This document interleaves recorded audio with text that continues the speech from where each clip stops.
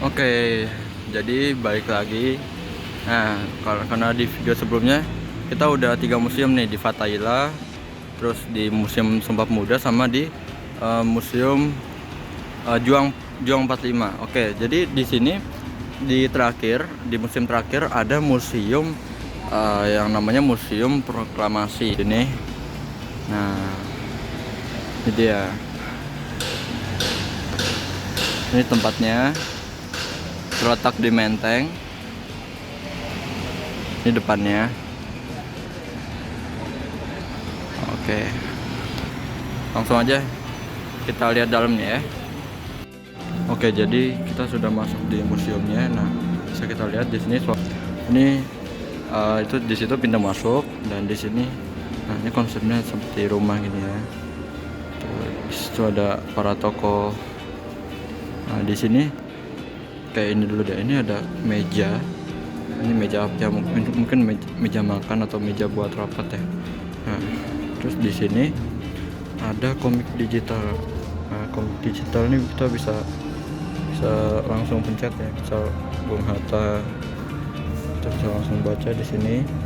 Atau misal kita mau baca peristiwa sekitar proklamasi, kita bisa tahu. Di sini ada bahasa, ada teks-teksnya juga. Teksnya bahasa Indonesia. Di sini bisa jadi kita bisa baca komiknya di situ. Nah, di sini juga ada satu lagi sama kayak tadi ya. Ada Soekarno, ada Soekarni tertua. Oke, nah selanjutnya di sini ada ruangan tertutup. Selanjutnya ada teks proklamasi. Oke, ini. Nah, di sini proklamasi ini masih proklamasi asli ya, yang tulis pada 1945 pada 17 Agustus. Masih pakai bahasa zaman dulu gitu, di Jakarta gitu. Di sini juga ada atas nama Soekarno Hatta. Oke. Lalu setelah itu kita ada para tokoh yang hadir. Ini para tokoh yang hadir di meeting. Di sini ada nama-namanya 1 sampai. Nah, di sini ini ada nomor-nomornya juga, jadi kita bisa tahu nama-nama dari setiap tokoh, para tokoh yang hadir. Oke, sini ada Soekarno. Oke, setelah itu lanjut ke pengesahan naskah proklamasi. Ini dia. Ini jadi yang seperti yang kita tahu, proklamasi itu dilantunkan oleh Soekarno. Konsep naskah proklamasi yang telah dirumuskan oleh Bung Karno, Bung Hatta, dan Ahmad Subarjo dibawa ke Serambi Muka menemui para hadirin yang telah menunggu. Oke, lihat ini saat terjadinya proklamasi. Oke, melihat ruangan selanjutnya. Oke, selanjutnya ada perumusan naskah proklamasi. Ada Soekarno dan Ahmad Subarjo serta Bung Hatta. Dan di sini ada perumusan naskah proklamasi. Jadi proklamasi itu menjelang dini hari ya, sekitar jam 3, Bung Karno, Bung Hatta, dan Ahmad Subarjo memasuki ruang makan. Mereka duduk mengitari meja makan panjang. Bung Karno mempersiapkan draft naskah proklamasi, sedangkan Bung Hatta dan Ahmad Subarjo menyumbangkan pikirannya secara lisan. Jadi di sini di tanggal 17 Agustus ini jam 3 ini mereka menulis teks proklamasi. Dan yang terjadi nah ini dia, kursi panjang di rumah Soekarno. Kita lihat di sini. Nah, ini Soekarno. Nah, di sini ada Bung Hatta dan Ahmad Subarjo. Kita lihat di situ Soekarno menulis sesuatu, itu merupakan proklamasi. Nah, oke.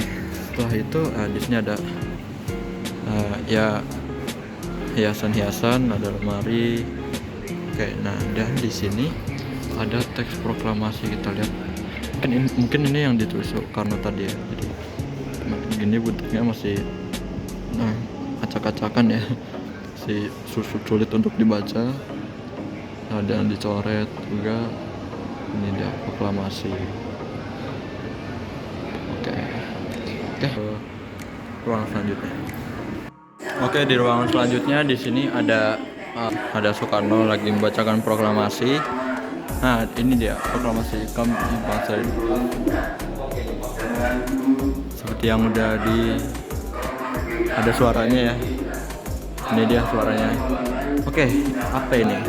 Ini tas kulit dari Suwiryo. Oke. Nah, di sini ini merupakan peristiwa bom atom di kota Hiroshima, yang dimana ya seperti kita tahu Amerika Serikat mengebom Hiroshima yang berada di Jepang. Ini radio. Di sini ada Sultan Syahrir. Sultan Syahrir merupakan Perdana Menteri Republik Indonesia. Oke. Nah, di sini merupakan replika. Ini ada pesawat-pesawat. Nah, ini Hiroshima yang replika Hiroshima, jadi kayak dia di bom atom dan menyebabkan kebakaran di mana-mana. Ini foto aslinya. Ini keadaan Hiroshima setelah dibom. Pengeboman tersebut melumpuhkan Jepang karena pada 14 Agustus Jepang menyerah tanpa syarat kepada sekutu. Oke, kita coba cari tempat lain.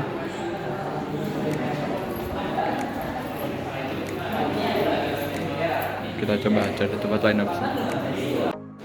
Oke, di ruangan selanjutnya kita bisa lihat ada perumusan naskah proklamasi. Nah, ini dia gedungnya. Merupakan kediaman Laksamana Muda Tadashi Maeda. Nah, Tadashi Maeda ini merupakan laksamana yang dari Jepang ya. Dia membantu bangsa Indonesia untuk meminjamkan rumahnya untuk merumuskan proklamasi. Ini rumah di Rengas Dengklok. Bisa lihat menjelang proklamasi kemerdekaan ada perbedaan pendapat antara pemimpin PPKI dan kelompok muda mengenai pelaksanaan proklamasi yang mendorong para pemuda mengamankan Soekarno-Hatta di Rengas Dengklok. Nah, ini rumahnya. Ini seperti yang istiwa tadi, yaitu jatuhnya bom atom di Hiroshima. Oke. Lalu di sini ada PPKI, Panitia Persiapan Kemerdekaan Indonesia. PPKI atau Dokuritsu Junbi Sakinkai dibentuk oleh Jepang pada 7 Agustus 1945 sebagai pengganti BPUPKI. Ketuanya Yar Soekarno dan wakilnya Muhammad Hatta. Badan ini bertugas mempersiapkan segala sesuatu yang menyangkut masalah ketatanegaraan. Dalam melaksanakan tugasnya, PPKI ini diizinkan melakukan kegiatan menurut pendapat dan kesanggupan sendiri. Ini suasana pembentukan PPKI dan ini merupakan anggota-anggotanya, anggota PPKI. Oke, dan di sini BPUPKI ya, mungkin yang invest. Oke. Badan penyelidik usaha-usaha persiapan kemerdekaan Indonesia. Kalian mau baca silakan. Ini merupakan anggota-anggotanya. Oke, kita ke ruangan selanjutnya. Oh iya, ada satu lagi. Ada 4 serangkai. Nah, 4 serangkai ini seperti yang kita sudah lihat di sebelumnya. 4 serangkai terdiri dari Muhammad Hatta, Soekarno, Ki Hajar Dewantara dan Mas Mansur. Ini juga peta pada masa pemerintah militer Jepang dibentuk peta ini. Ini merupakan peristiwa menjelang proklamasi. Ini penyerahan Hindia Belanda. Jadi Hindia Belanda menyerah terhadap Jepang. Ini proklamasi perjuangan kemerdekaan Indonesia telah muncul pada awal abad ke-20 di dalam pergerakan nasional di bawah penjajahan Hindia Belanda. Oke, kita ke ruangan selanjutnya. Kita lihat lagi. Oke, jadi saya menemukan satu ruangan tentang siapa aja sih para tokoh yang hadir dalam perumusan naskah proklamasi. Ada tokohnya. Pasti ada Soekarno dan Muhammad Hatta ya. Oke, ini nama-namanya.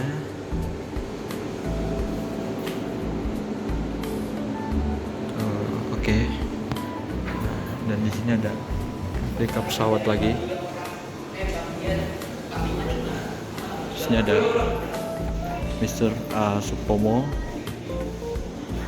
lahir pada 1903.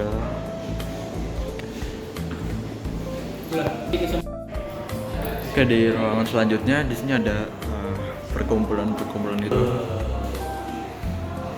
Oke. Nah, kita mulai dari di sini. Di sini ada pengibaran bendera merah putih tahun 1950. Ini bendera merah putihnya. Nah, peringatan Hari Kemerdekaan pada tahun 1950 dilakukan dengan meriah di seluruh Indonesia. Oke, ini pengibaran bendera. Nah, terus ini suasana konferensi RI RIS di Jakarta. Ini Muhammad Hatta menyerahkan mandat sebagai Perdana Menteri. Ada pengakuan kedaulatan di Jakarta sepertinya oleh laksanakan upacara pendatangan pengakuan kedaulatan. Tampak Sri Sultan Hamengkubuwono dan Wakil Tinggi Mahkota AHJ Loving mewakili Belanda. Nah, itu bisa lihat. Di sini ada pengakuan kedaulatan di Belanda. Kalau tadi di Jakarta, ini di Belanda. Upacara pendatangan pengakuan kedaulatan di Den Haag. Ini pelantikan Presiden RIS yang diambil sumpahnya oleh Ketua Mahkamah Agung. Ini pertemuan Soekarno dengan Jenderal Sudirman setelah kembali dari Yogyakarta. Di sini penyambutan Jenderal Sudirman